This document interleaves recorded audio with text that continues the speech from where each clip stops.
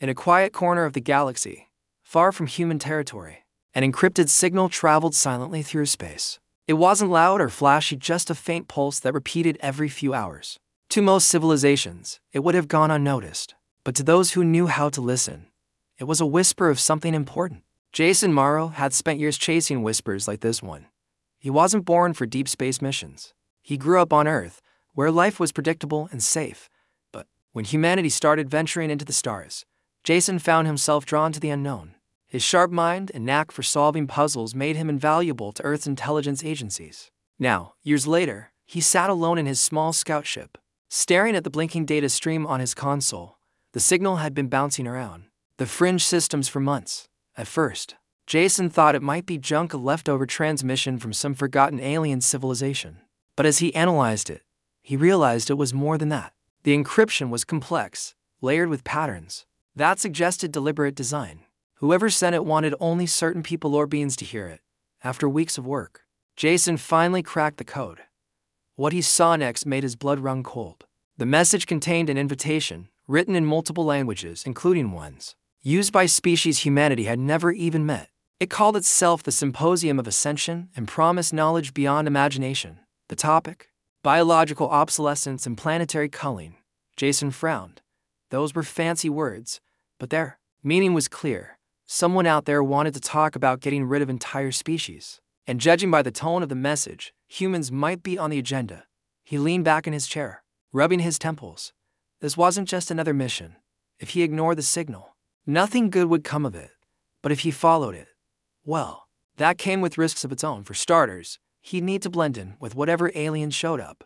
Humans weren't exactly welcome at intergalactic conferences. Still, Jason didn't hesitate for long. Humanity needed eyes and ears wherever danger lurked, so after packing everything he thought he'd need, he programmed his ship to follow the coordinates embedded in the signal. The journey would take days, maybe weeks, depending on how fast he could push his engines. As his ship drifted through the vast emptiness of space, Jason prepared himself mentally.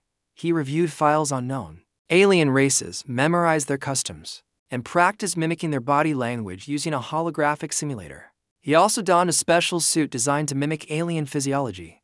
It covered his skin entirely, reshaping his features into something less human. With any luck, no one would notice him among the crowd. When he finally arrived at the destination, Jason couldn't help but feel awestruck. The symposium was being held aboard a massive orbital station orbiting a dead star. Its surface shimmered like polished metal, reflecting light from distant suns. Ships of all shapes and sizes docked at various ports, each carrying representatives from different corners of the galaxy. Jason parked his ship carefully, making sure not to attract attention. As he stepped onto the platform leading to the main entrance, he felt a strange mix of fear and excitement. This was uncharted territory not just for him, but for humanity as a whole. Inside, the station buzzed with activity. Alien delegates moved about, speaking in low tones or exchanging gestures Jason didn't fully understand. Some looked humanoid, while others were completely alien. Tentacle creatures floated alongside insectoid beings with gleaming exoskeletons. Every step Jason took reminded him how out of place he truly was.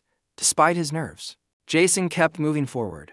He approached a registration desk manned by a tall, spindly creature with translucent skin. Its voice sounded like wind chimes as it asked for identification. Jason handed over a forged ID card he prepared earlier, holding his breath as the creature scanned it. "Welcome, delegate," the creature said eventually. Handing back the card, "Proceed to Hall 7 for orientation." Relieved, Jason nodded and headed toward the designated area. Along the way, he observed the other attendees closely. Many carried themselves with authority, their movements confident and purposeful. Others seemed hesitant, glancing around nervously as though expecting trouble. Once inside Hall 7, Jason took a seat near the back, keeping his head down. A large screen flickered to life at the front of the room, displaying symbols in dozens of languages. Then a figure appeared on stage, a towering insectoid being with segmented limbs and glowing green eyes. "Greetings, esteemed delegates," it began, its voice resonating through the hall. "I am Cthulhu Val, representative of the Symposium of Ascension. We gather today to discuss matters of utmost importance, the future of biological evolution within our shared galaxy." Jason listened intently as Cthulhu Val outlined the agenda. Topics ranged from genetic engineering to resource management, but one phrase caught his attention: the human problem. That was new.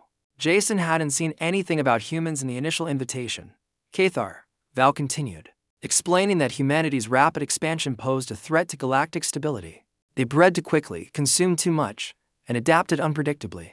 Worse still, they refused to conform to established norms of interstellar diplomacy. We must address this issue before it spirals out of control, Cathar Val concluded. Failure to act now could result in catastrophic consequences for us all. A murmur rippled through the audience. Some nodded in agreement, while others whispered amongst themselves. Jason clenched his fist under the table, fighting the urge to stand up and defend his species. Instead, he forced himself to stay calm and focus on gathering information. Over the next hour, delegates introduced themselves and shared preliminary thoughts on the matter. One reptilian speaker argued that humans should be exterminated outright, citing past conflicts as evidence of their inherent aggression. Another, a bulbous aquatic creature, suggested containment instead, proposing the creation of artificial barriers to limit human expansion. Jason scribbled notes furiously, committing every detail to memory. Each argument painted a grim picture of humanity's fate if these plans came to fruition. Yet amidst the hostility, there were moments of hope. Some delegates questioned the ethics of targeting an entire species, pointing out that humans had shown remarkable potential for growth and innovation. By the time the session ended, Jason felt both exhausted and determined. He knew he couldn't fight this battle alone, but he also knew he couldn't give up. Humanity's survival depended on him staying vigilant and finding allies, even if they came from unexpected places. As the delegates filed out of the hall, Jason lingered behind, pretending to adjust his suit. He watched as to figures a sleek, feline-like creature and a squat, armor being exchanged hushed words near the exit. Their expressions suggested disagreement, which piqued Jason's curiosity. Carefully, he edged closer, straining to catch snippets of their conversation. Can't trust them, the feline said sharply. Their methods are reckless. They're efficient, the armor being countered, and desperate times call for desperate measures. Before Jason could learn more, a sudden burst of static interrupted the airwaves. Everyone turned toward the source, a holographic display hovering above the stage. On it appeared a grainy image of a planet surrounded by debris fields. It was unmistakably Earth. This footage was captured 3 cycles ago. A mechanical voice announced, "Observe the effects of unchecked human activity." The image zoomed in, revealing cities crumbling under environmental collapse. Fires raged across landscapes once lush with vegetation. Jason's heart sank as he recognized the devastation. While the video exaggerated certain aspects, the core truth remained undeniable. Humanity's impact on its home world was unsustainable. A wave of murmurs swept through the hall, growing louder until Clerval stepped back onto the stage. "This is why we must act," it declared firmly. "For the sake of balance, we cannot allow such chaos to spread further." Jason gritted his teeth, resisting the urge to shout back. These aliens didn't understand humanity's resilience, its capacity for change. All they saw was destruction and fear. But as the meeting adjourned and delegates dispersed, Jason noticed something unusual. Amidst the sea of judgmental stares, one pair of eyes lingered on him longer than necessary. They belonged to a reptilian scientist named Lanacora, her scales shimmering faintly under the artificial lights. For a brief moment, their gazes locked. Jason froze, unsure whether she suspected him or simply found him intriguing. Either way, he resolved to keep an eye on her. In a room full of enemies, even a hint of curiosity could mean the difference between failure and survival. With newfound determination, Jason exited the hall and returned to his quarters. There, he reviewed his notes and plotted his next move. Tomorrow's sessions promised deeper discussions and potentially darker revelations. Whatever happened, Jason vowed to stay one step ahead, because if humanity was going to survive, it needed someone willing to fight for its future, even if that someone had to do it alone. Let me know if you'd like me to continue writing part 2 or format this into a downloadable document. Jason woke early the next morning, his mind still racing from the events of the previous day. The symposium had only just begun, but already he felt like he was walking a tightrope over an abyss. Every word spoken by the alien delegates seemed to carry hidden threats. Every glance could mean suspicion. He couldn't afford to let his guard down, not for a second. After a quick meal of nutrient paste, he didn't dare risk eating anything unfamiliar. He reviewed his notes again. The reptilian scientist, Lanacora, lingered in his thoughts. Her gaze had been too sharp, too calculating. Was she onto him? Or was she simply curious about the newcomer who kept to himself? He decided to find out. If she was suspicious, he needed to know sooner rather than later. And if she wasn't, well, maybe she could be useful. The second day of the symposium started with a presentation by one of the more aggressive delegates, a towering insectoid creature named Virek Stahl. Its voice clicked and buzzed as it spoke, each syllable dripping with disdain. Humans are not merely a threat, Virextal declared, pacing back and forth on the stage. They are a plague. Their unchecked expansion consumes resources faster than any other species. They adapt unpredictably, making them impossible to contain. We must act decisively before they spread further. A holographic map appeared behind it, showing human colonies scattered across nearby star systems. Red markers blinked ominously over each settlement, highlighting their growth rates and resource consumption. Jason clenched his fist under the table, forcing himself to stay calm. He wanted to argue, to point out that humanity's adaptability was also its greatest strength, that humans could solve problems no other species dared attempt. But speaking up now would blow his cover. Instead, he focused on listening, absorbing every detail. Other delegates chimed in, some agreeing with Virextal, others offering alternatives. A jellyfish-like being floated near the front of the room, its translucent body glowing softly as it spoke. Extermination may not be necessary, it said in a melodic tone. Perhaps we can redirect their aggression, use their ambition against them. And how do you propose we do that? Snapped another delegate, a bulky quadruped with spiked armor. By offering them new planets to destroy, new civilizations to corrupt. The room erupted into heated debate, voices overlapping in a cacophony of clicks, growls, and hums. Jason took advantage of the chaos to slip away unnoticed. He needed time to think and to investigate. He wandered through the station's corridors, keeping an eye out for anything unusual. Along the way, he passed groups of delegates huddled together, whispering conspiratorially. Some carried data pads filled with schematics. Others exchanged small devices that looked suspiciously like weapons. Eventually, he found himself outside the lab where Lana Cora had been working. The door slid open silently, revealing rows of equipment humming softly in the dim light. Lana herself stood at the far end, her back turned as she examined a glowing orb suspended in midair. Jason hesitated, then stepped inside.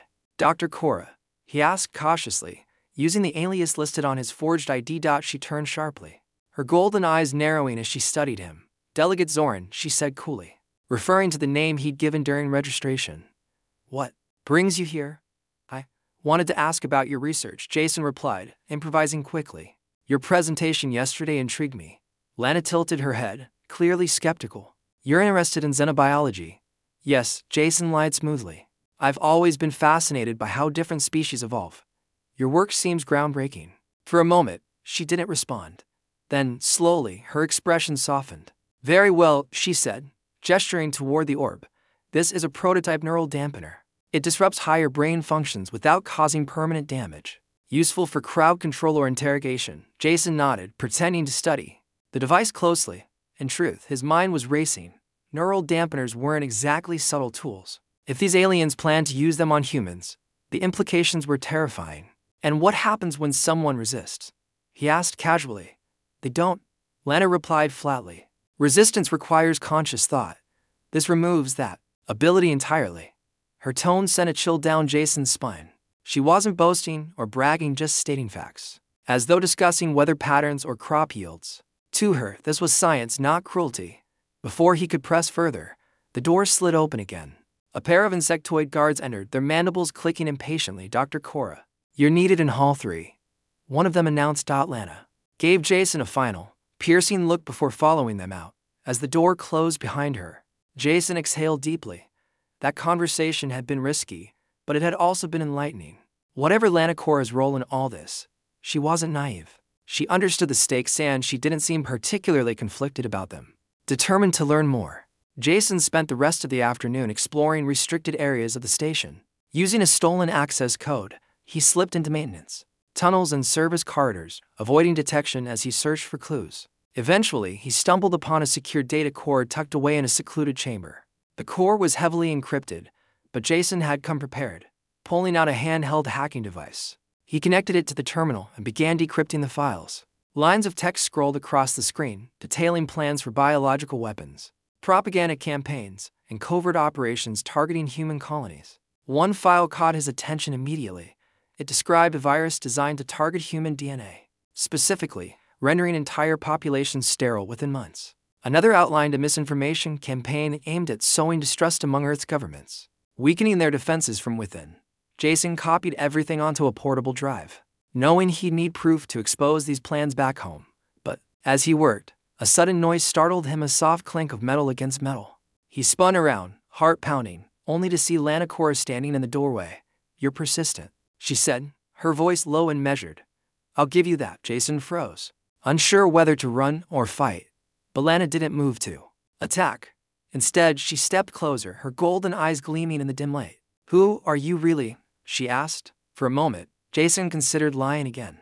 But something in her expression made him hesitate. She wasn't accusing him, she was curious. "My name is Jason Morrow," he admitted finally. "I'm human, too." His surprise, Lana didn't call for security. Instead, she sighed deeply, shaking her head. "I thought so. You don't move like one of us, too stiff, too deliberate." Jason braced himself for the worst. But instead of turning him in, Lana leaned against the wall, crossing her arms. "Why are you here?" she asked. "To stop you," Jason replied honestly. "Whatever you're planning, it won't work. Humans aren't easy to break." Lana smirked faintly. "You're right about that. But you're wrong if you think I agree with all this." She gestured toward the data core. "These plans, they're reckless, short-sighted. Humanity isn't the problem, it's the solution. If anyone can survive the challenges ahead, it's your kind." Jason stared at her, stunned. "Then why are you helping them?" "Because I have no choice," Lana said bitterly. "My people believe humans are a threat. If I speak out, they'll silence me or worse." For a long moment, neither of them spoke. Finally, Jason broke the silence. "Help me stop them," he urged. "Together, we can expose the truth." Lana hesitated, weighing her options. Then, reluctantly, she nodded. "Fine. But if we're caught, you're on your own with her." Reluctant alliance secured, Jason and Lana devised a plan. They would sabotage key systems throughout the station, creating enough chaos to distract the delegates, while Jason uploaded the stolen data to a secure quantum relay. Once the information reached Earth, humanity would have the evidence it needed to defend itself. That night, as the symposium resumed in Hall 7, Jason and Lana put their plan into action. Jason hacked into the station's mainframe, triggering power surges and disabling surveillance cameras. Meanwhile, Lana planted false alarms in various sectors, drawing security forces away from critical areas. The station descended into chaos almost instantly. Lights flickered, alarms blared, and panicked delegates scrambled for safety. Amidst the confusion, Jason slipped into the communications hub, connecting his portable drive to the relay system. As the data upload began, he heard footsteps approaching. Turning, he saw Virek leading a squad of guards toward him. There was no time to escape. "Delegate Zoran," Virek hissed, its mandibles clicking furiously. "Or should I say, human?" Jason raised his hand slowly, buying time as the upload bar inched closer to completion. "You don't understand," he said calmly. "If you go through with this, you'll regret it." Virek sneered. "Regret is irrelevant. Survival is all that matters." Before the guards could seize him, Lana appeared suddenly, firing a stun blast that sent them sprawling. "Go," she shouted, grabbing Jason's arm. "Finish the upload." Together, they fought their way back to the hangar, dodging patrols and sealing doors behind them. By the time they reached Jason's ship, the upload was complete. Breathing heavily, Jason turned to Lana. "Thank you," he said sincerely. "You didn't have to do this." "No," she replied, her expression unreadable. "But someone had to." Without waiting for a response, she disappeared into the shadows, leaving Jason to pilot his ship away from the station. Jason's ship hurtled through the darkness of space, its engines roaring as he pushed it to maximum speed. Behind him, the orbital station grew smaller and smaller, a faint glimmer against the endless black. For now, he was safe, but only for now. The aliens would be hunting him soon, and when they caught up, there would be no mercy. As the adrenaline faded, Jason slumped back in his seat, exhaustion washing over him. His hands trembled slightly as he reviewed the data on his console. Everything was there: the plans for biological weapons, the propaganda campaigns, the neural dampeners. He had done what he came to do. But as he stared at the files, a heavy weight settled in his chest. This wasn't just information. It was a death sentence for humanity if they didn't act fast. The symposium's message was clear. Humans were seen as a threat, too dangerous to ignore. And while Jason had escaped with proof, he knew the aliens wouldn't stop planning. They might change their tactics, but their goal remained the same: to eliminate humanity before it could grow any stronger. He clenched his fist, forcing himself to focus. There was no time to dwell on fear. Earth needed to know what was coming, and every second counted. But first, he had to make sure the data reached the right people. If the signal was intercepted or corrupted, all his efforts would be wasted. Jason programmed the ship's quantum relay to transmit the files directly to Earth's Central Intelligence Hub. It was a risky move any nearby alien ships could detect the transmission, but he had no choice. Humanity couldn't afford delays. As the upload began, Jason scanned the surrounding area for signs of pursuit. So far, the sensors showed nothing unusual, but he knew better than to relax. The aliens weren't stupid.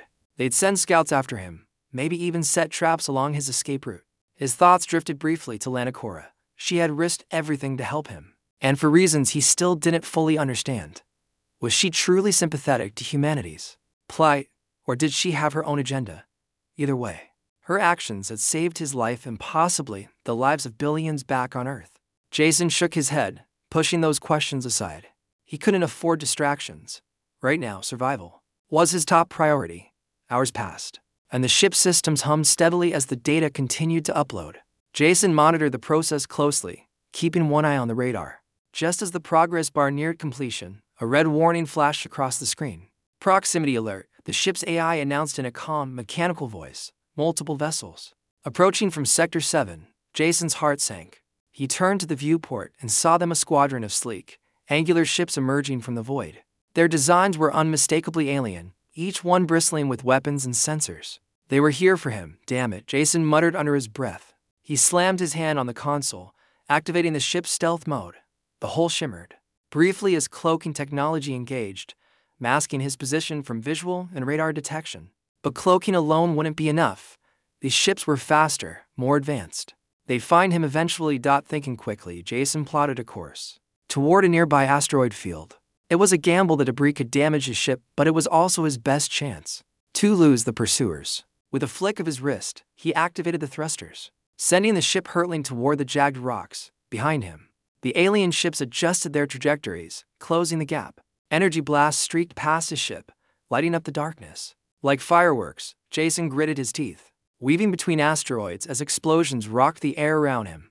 One wrong move, and he'd be vaporized. The tension was unbearable. Every second felt like an eternity as Jason fought to stay alive. His fingers danced across the controls, dodging projectiles and navigating narrow gaps between the massive rocks. Sweat dripped down his forehead, but he didn't dare take his eyes off the screen. Finally, after what seemed like hours, the alien ships began to fall behind. Their larger frames made it harder for them to maneuver through the dense asteroid field. Jason allowed himself a brief moment of relief as he slipped into a shadowy crevice. Cutting his engines to minimize noise, for several minutes he sat perfectly still, listening for any sign of pursuit. The silence was deafening. Slowly, cautiously, he powered up the ship's scanners. To his immense relief, the alien vessels were nowhere to be seen, but the victory was short-lived. As Jason prepared to leave the asteroid field, another problem rose. The ship's power core was damaged during the chase, leaving him stranded until repairs could be made. Without functional engines, he was sitting duck, an easy prey for anyone who found him. Cursing under his breath, Jason donned his suit's repair module and ventured outside. The cold vacuum of space pressed against him as he floated toward the damaged section of the hull. Using tools stored in the ship's cargo bay, he worked quickly to patch the breach and stabilize the core. It was grueling work, made worse by the constant fear of discovery. Every movement felt deliberate, every sound amplified in the eerie quiet. After what felt like forever, Jason finally finished the repairs and climbed back inside the ship. With the engines restored, he set a new course for human-controlled space. The journey would take days, maybe weeks, depending on how far he'd been chased. But at least now, he had a fighting chance. As the ship drifted into hyperspace, Jason allowed himself a moment to breathe. He leaned back in his chair, staring at the swirling colors outside the viewport. For the first time since leaving the symposium, he felt a glimmer of hope. The data was safe and humanity would soon know the truth. But the battle was far from over.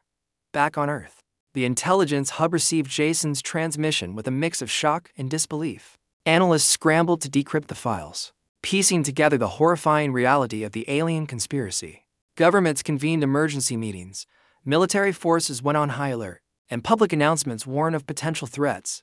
News spread quickly, igniting both fear and determination among the human population.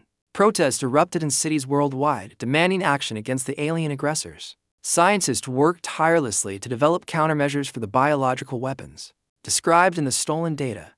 Meanwhile, diplomats reached out to neutral alien species, hoping to form alliances against the hostile factions. But not everyone reacted positively.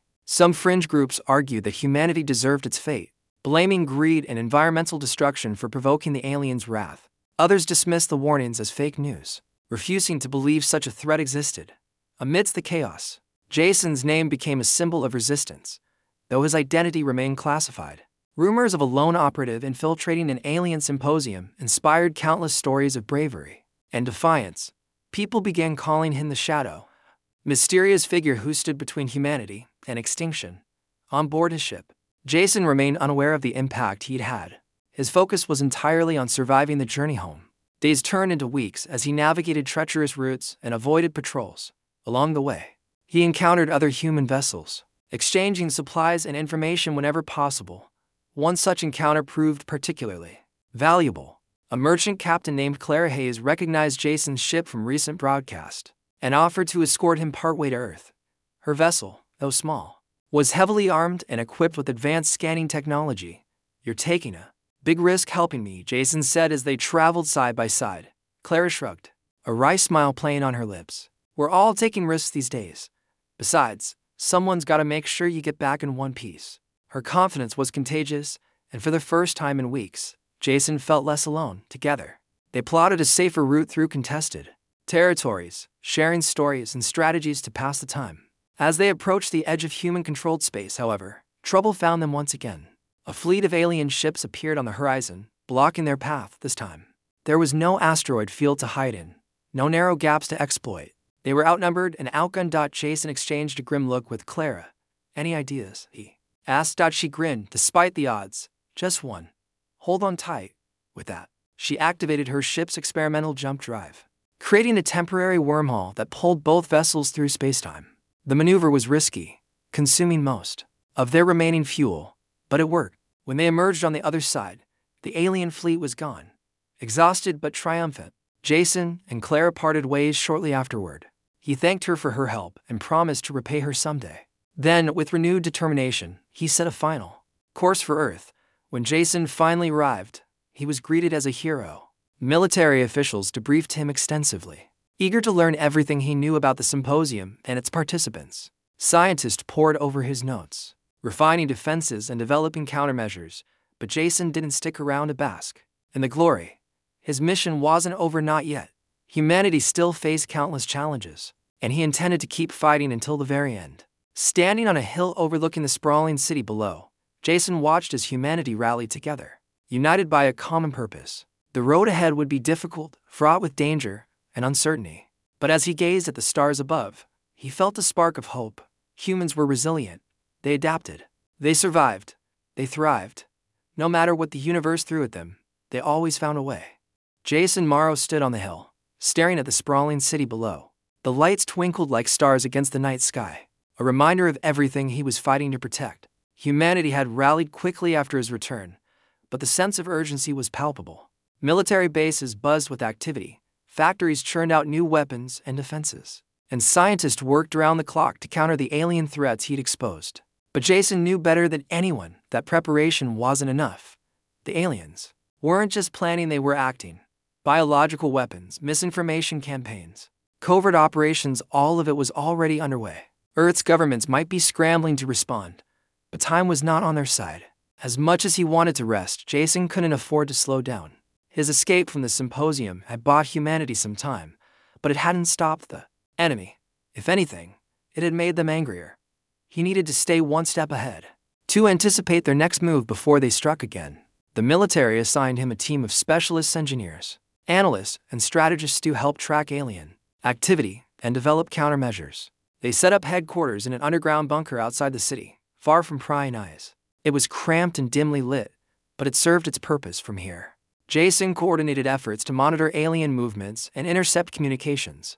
One evening, as Jason reviewed data streams with his team, an alert flashed across the main screen. A nearby human colony had gone dark. All communication channels were silent, and automated distress signals had been triggered. At first glance, it looked like a technical failure, but Jason knew better. "Send a recon drone," he ordered, leaning forward in his chair, "and get me satellite imagery of the area." Within minutes, the images came through. What they showed chilled everyone in the room. The colony's buildings were intact, but there were no signs of life, no movement, no heat signatures, nothing. It was as if the entire population had vanished overnight. They used one of the bioweapons. Jason muttered grimly. The virus that targets human DNA. His team exchanged worried glances. They had known this was coming, but seeing it happen made it real. The aliens weren't bluffing. They were willing to wipe out entire colonies to achieve their goals. We need to warn the other settlements, one of the analysts said urgently. If they're targeting specific areas, we can evacuate people before it's too late. Jason nodded, though his expression remained grim. Evacuations would save lives. But they wouldn't stop the aliens. For every colony they saved, another could fall. The only way to end this was to strike back and hard. That night, Jason lay awake in his quarters, staring at the ceiling. His mind raced with possibilities. How could humanity fight an enemy so advanced? How could they win when the odds were stacked so heavily against them? Then an idea came to him, one risky, dangerous, and potentially insane, but it might work. The next morning, Jason called a meeting with his team. When everyone was seated, he pulled up a holographic map of the galaxy, marking several key locations. These are the alien staging points, he explained. They're using these stations to coordinate attacks and distribute weapons. If we hit them hard enough, we can disrupt their plans. But how? One of the engineers asked. Their technology is way beyond ours. We don't even know what kind of defenses they have. That's why we'll use their own tactics against them, Jason replied. Sabotage, misdirection, guerrilla warfare. We won't go head-to-head, we'll pick them off piece by piece. His plan was met with skepticism, but Jason pressed on. He outlined a series of raids designed to cripple the alien supply lines and spread confusion among their ranks. Each operation would require precision timing and absolute secrecy, but together, they could weaken the enemy significantly. By the end of the meeting, the team was convinced, or at least willing, to try. They began preparing immediately, gathering resources and training volunteers for the missions ahead. Jason took charge of the most critical task, infiltrating one of the largest staging points. Himself, the target was a massive orbital station orbiting a gas giant deep in hostile territory. Intelligence reports suggested it housed not only weapons and supplies, but also high-ranking officials overseeing the anti-human campaign. Taking it out would deal a devastating blow to the aliens. Morale. Jason assembled a small strike team, handpicked for their skills and loyalty. Among them was Clara Hayes, the merchant captain who had helped him escape earlier. She had volunteered almost immediately, eager to contribute to the fight. You sure about this? Clara asked as they prepared to launch. This place is crawling with guards. I'm sure. Jason replied firmly. We don't have a choice. If we don't act now, more colonies will fall. Clara nodded, her expression resolute. Then let's make it count. The journey to the orbital station was tense and nerve-wracking. The team traveled in a cloaked transport ship, avoiding patrols and staying hidden in asteroid fields whenever possible. As they approached the station, Jason gave each member their final instructions. Remember, this isn't about killing. He reminded them, it's about causing chaos, disable systems, sabotage equipment, plant false intel, anything to throw them off balance. With those words, the team split into smaller groups, each tasked with hitting a different part of the station. Jason led his group toward the central command hub, where they hoped to access classified data and disable key systems. Getting inside was easier said than done. The station's defenses were formidable, with automated turrets and security drones patrolling every corridor. But Jason's team moved quietly, using stealth and distraction to slip past obstacles. When they finally reached the command hub, they found it guarded by a squad of insectoid soldiers. Jason signaled for his team to hold position while he devised a plan. Then, grabbing a small EMP device from his pack, he crept closer to the entrance. With a flick of a switch, the device emitted a pulse that temporarily disabled the guards' armor and weapons. Caught off guard, the soldiers stumbled, giving Jason's team just enough time to rush in and secure the room. Inside, they found rows of terminals displaying real-time data on alien operations. Jason plugged a portable drive into the main console, downloading everything he could. Meanwhile, his teammates planted explosives strategically throughout the hub, ensuring maximum damage when detonated. As the download completed, alarms blared. Throughout the station, reinforcements were on the way. Jason gave the signal to retreat, and the team sprinted back toward their rendezvous point. The escape was chaotic. Guards swarmed the corridors, forcing the team to fight their way through. Jason covered the rear, firing bursts from his weapon to keep enemies at bay. Just as they reached the exit, Clara appeared with the transport ship, hovering just outside the airlock. Go, go, go, she shouted, opening the hatch. One by one, the team scrambled aboard, Jason was the last to jump in, slamming the door shut behind him. As the ship accelerated away from the station, the explosives detonated, sending shockwaves rippling through the structure. Through the viewport, Jason watched as parts of the station collapsed, debris tumbling into the gas giant below. The sight filled him with a mix of satisfaction and dread. They had struck a significant blow, but the war was far from over. Back at headquarters, news of the raid spread quickly. Morale soared as humans celebrated their first major victory against the aliens. Analysts pored over the stolen data, uncovering new leads and identifying additional targets. Military leaders began planning follow-up operations, eager to capitalize on the momentum. But Jason remained cautious. The aliens wouldn't take this lying down. Retaliation was inevitable, and when it came, it would be brutal. Sure enough, days later, reports flooded in of increased alien activity near human-controlled space. Patrols grew more aggressive, probing for weaknesses. Propaganda broadcast intensified, attempting to sow discord among Earth's governments. And worst of all, sightings of massive fleets assembling in distant systems sent shivers down everyone's spines. Jason gathered his team once again, preparing for the battles ahead. He knew the road would be long and difficult, but he refused to give up. Humanity had proven time and again that it could adapt, survive, and overcome. No matter how powerful the enemy, hope remained alive. As he stared at the holographic map of the galaxy, Jason allowed himself a small smile. The aliens thought they understood humanity, that they could predict and control it. But they had underestimated one crucial factor: resilience. And resilience, Jason knew, was something humanity had in abundance. Let me know if you'd like me to continue with Part 5 or format this into a downloadable document. The days following the raid on the orbital station were tense. Humanity celebrated the victory. But Jason knew it was only a temporary reprieve. The aliens wouldn't stay quiet for long. Their retaliation would come swiftly, and it would be devastating. Jason spent most of his time reviewing the data stolen from the command hub. It painted a grim picture. The aliens had been planning their attacks for years, mapping out every human colony and calculating the best ways to strike. They weren't just targeting Earth, they were targeting humanity as a whole. Every settlement, every ship, every outpost was marked for destruction. What worried Jason most was the scale of their preparations. The data revealed massive fleets amassing near the edge of human-controlled space. These weren't reconnaissance missions or isolated strikes, they were full-scale invasions. If humanity didn't act quickly, entire systems could fall within weeks. They're coming, Jason said during a briefing with his team, and they're bringing everything they've got. His words hung heavy in the air. The room fell, silent as everyone absorbed the gravity of the situation. Clara Hayes leaned forward, her brow furrowed. So what's the plan? We can't just sit here and wait for them to hit us. No. Jason agreed. We need to take the fight to them. He pulled up a holographic map of the galaxy, highlighting several key locations. These are choke points, areas where their fleet will have to pass through to reach our colonies. If we set up ambushes here, we can slow them down and buy ourselves more time. But how do we stop them? Another team member asked. Their ships are faster. Their weapons are stronger. We're outnumbered and outgunned. Jason nodded. He knew the odds weren't in their favor, but that didn't mean they were powerless. We use guerrilla tactics, he explained. Hit and run, attacks, sabotage, anything to disrupt their momentum. We don't need to win outright, we just need to make them bleed. The team exchanged uneasy glances. They all understood the risks. Attacking the alien fleet directly would be suicide, but staying defensive meant waiting for the inevitable slaughter.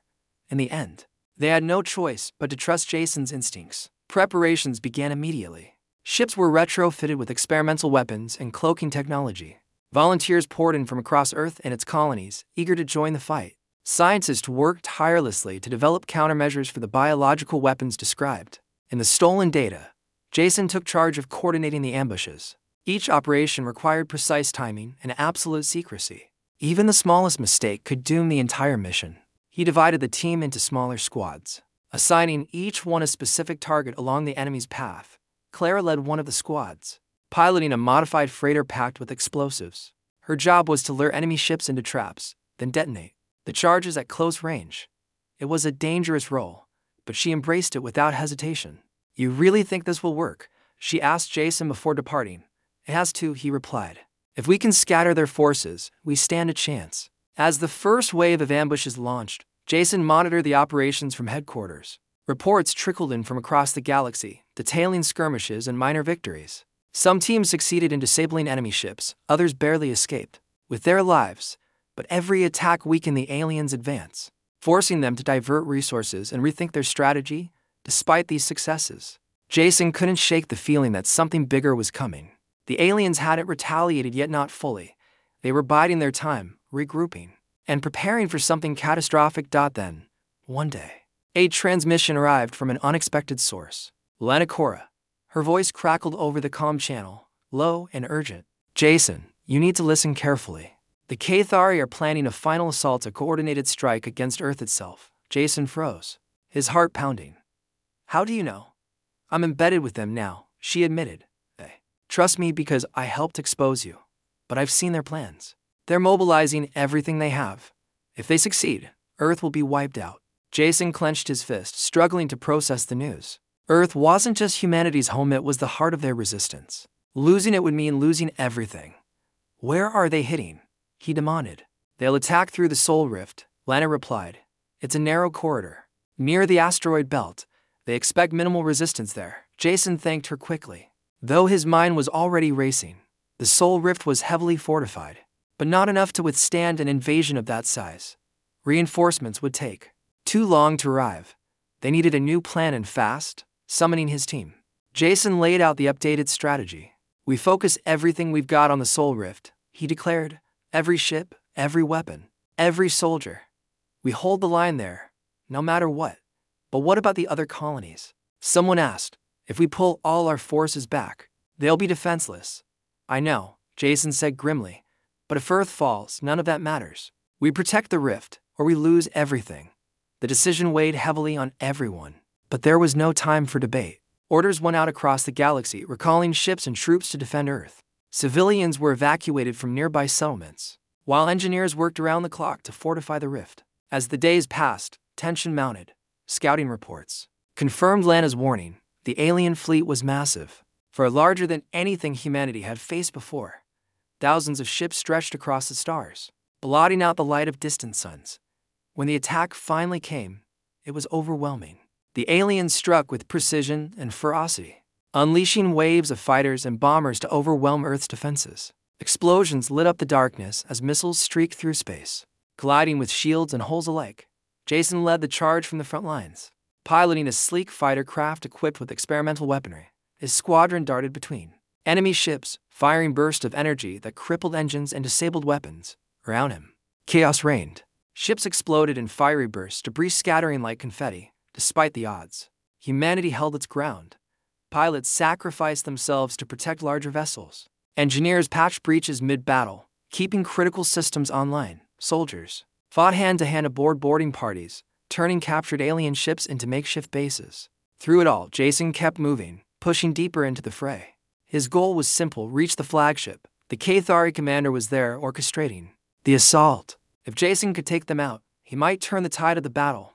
Guided by Lena's intel, he navigated through the swirling chaos, dodging fire and weaving between enemy vessels. Finally, he spotted the massive flagship looming ahead, bristling with cannons and turrets. Its size alone was intimidating. But Jason didn't hesitate. With Clara covering his flank, he launched a daring attack, targeting the flagship's weak points. Shields flickered under the barrage of weapons fire, giving him just enough room to slip inside. The interior of the ship was a maze of corridors and chambers, guarded by elite soldiers. Jason moved silently, avoiding patrols and planting explosives wherever he could. His suit's camouflage helped him blend into the shadows. But it wouldn't last forever. Eventually, he reached the command center. There, surrounded by holographic displays and advisors, stood the Cathari commander, a towering insectoid figure with gleaming green eyes. You're persistent, the creature hissed, spotting Jason instantly. But persistence won't save you. Jason raised his weapon, aiming steadily at the commander's chest. Maybe not, he replied, but it might save my people. Before the Cathari could react, Jason fired, striking true. The commander collapsed, its body twitching. As life drained away, alarms blared throughout the ship, signaling a breach in leadership. Knowing he had only moments before reinforcements arrived, Jason activated the explosives he'd planted earlier. Then, sprinting back toward the hangar, he radioed Clara, "Get ready to jump. This place is going down." Seconds later, the flagship erupted in flames, its core destabilized by the blast. From the safety of his fighter, Jason watched as the massive vessel broke apart, consumed by fire and debris. The loss of their leader threw the alien fleet into disarray. Ships scattered, retreating from the battlefield. Cheers erupted among the human forces as victory became clear. Back on Earth, celebrations broke out worldwide. For the first time in months, hope returned. The aliens had been beaten back, but Jason knew better than to relax. This wasn't the end. It was merely a pause. Standing on the hill overlooking the city once again, Jason gazed at the stars above. The war wasn't over, but humanity had proven something vital. They could fight, they could adapt, and they could win. And as long as Jason Morrow drew breath, he would keep fighting for Earth, for humanity, and for the future. Let me know if you'd like me to continue with Part 6 or format this into a downloadable document. The victory at the Soul Rift was a turning point, but Jason Morrow knew it wasn't the end. The aliens had retreated, but their forces were still intact. They would regroup, rebuild, and return stronger than before. Humanity had won a battle, but the war was far from over. Back on Earth, celebrations gave way to grim determination. Governments poured resources into defense systems, fortifying colonies and building new fleets. Scientists worked tirelessly to reverse engineer alien technology, recovered from the battlefield. Every scrap of knowledge mattered, every advantage counted. Jason spent most of his time coordinating these efforts. His role had shifted from lone operative to strategist, guiding humanity's response to the ongoing threat. He met with military leaders, scientists, and diplomats, ensuring everyone worked together toward a common goal.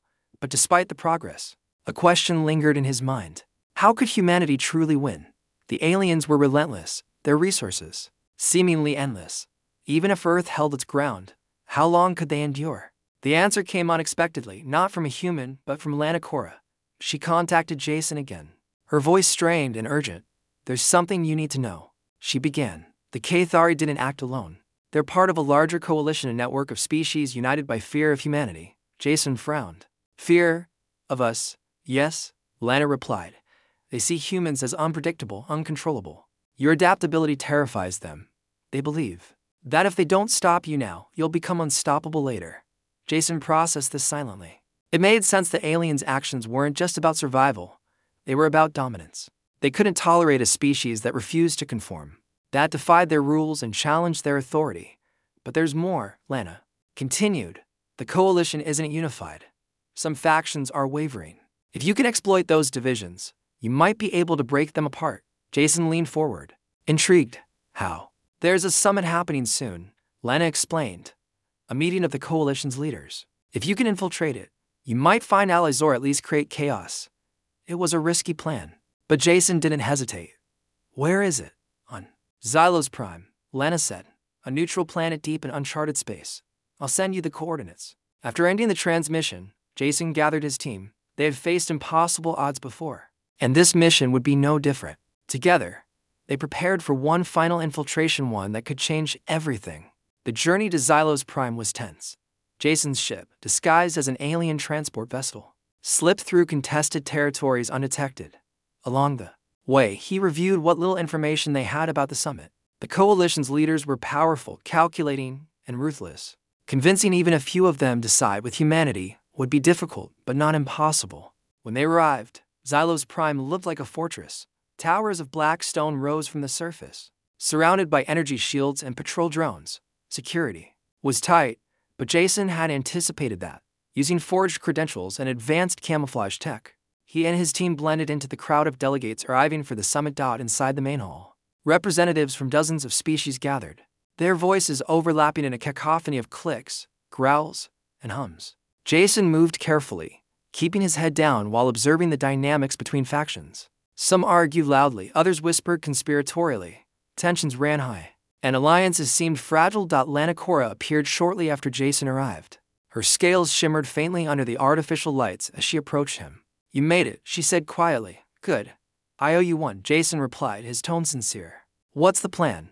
"We expose the truth," Lana said. "Show them the evidence of the Cathari's manipulations. If we can turn enough of them against each other, the coalition will fracture." Jason nodded. It was a bold move, but it might work. Together, they accessed the Summit Central database, uploading stolen files that revealed the Cathari's lies and deceptions. The documents detailed secret agreements, betrayals, and atrocities committed in the name of galactic stability. As the data spread through the system, Panic rippled through the hall. Delegates turned on each other, accusing and shouting. Some stormed out, vowing to sever ties with the Cathari. Others remained, determined to salvage what they could of the crumbling alliance. Amidst the chaos, Jason stepped forward, removing his disguise. Gasps echoed around the room as he revealed himself a human standing among his enemies. For a moment, silence fell. "You think we're a threat," Jason said, his voice steady and clear. "But you're wrong. Humans aren't your enemy, we're your future. We adapt, we survive, we overcome. You can fight us or you can join us. But either way, you can't stop us."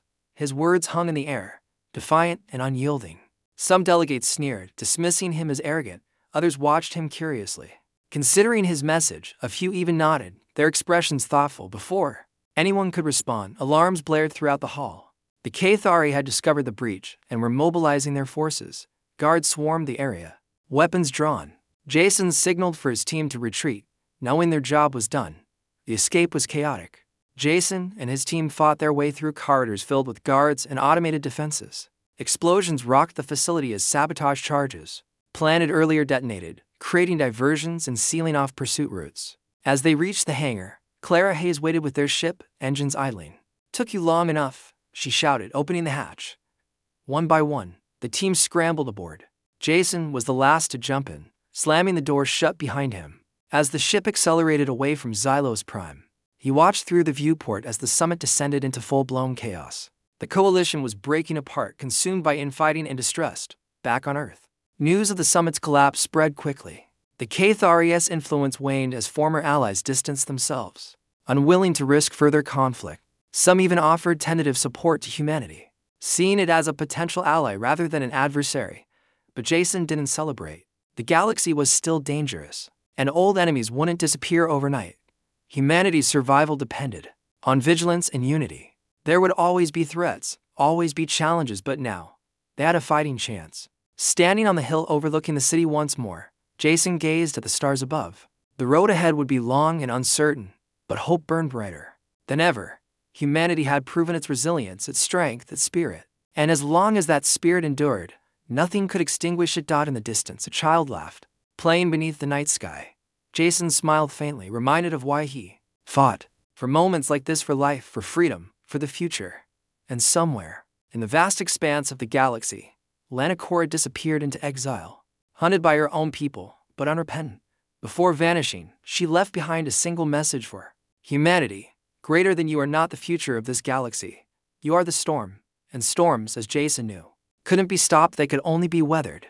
This concludes the story. Let me know if you'd like any adjustments or if you'd like me to format this into a downloadable document.